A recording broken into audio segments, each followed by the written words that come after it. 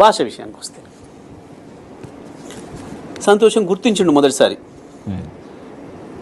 ఒకరు ఉపయోగించే భాష ఇంకొకరిని బాధ పెడుతుంది అన్న మాట మొదటిసారి గుర్తించిండు ముఖ్యమంత్రి. ఇవాళ ఆక్రోశపడవచ్చు, ఏడవచ్చు, ఏదోదో పిచ్చివాడు వాగు చదివే విషయం, కానీ మాటలు మనుషుల్ని బాధ పెడతాయనే సంగతి తెలియని మూర్ఖత్వంతో ఇంతకాలం పనిచేసిండు.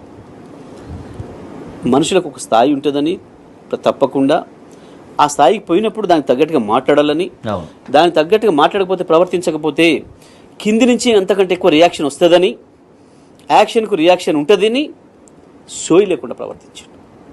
వాస్తవానికి ఇంతకాలం ఎవరు ఉండరు అట్లా, అంత మూర్ఖంగా. నీ మీద వాళ్ళకి హక్కు ఉంది అనడానికి ఇది గుర్తుపెట్టుకోవాలి. రేవంత్ రెడ్డి గుర్తుపెట్టుకోవాల్సిన విషయం, ప్రజలకు మన మీద హక్కు ఉంది అనటానికి.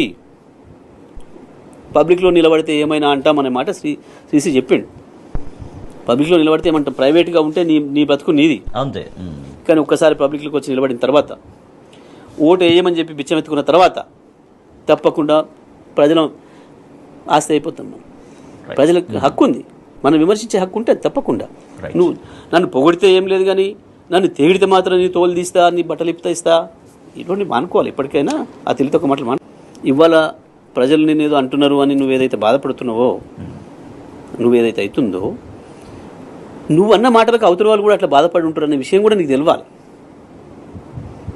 అది నేర్చుకోవాలి. ఫస్ట్ నీలో ఆ పరివర్తన రావాలి.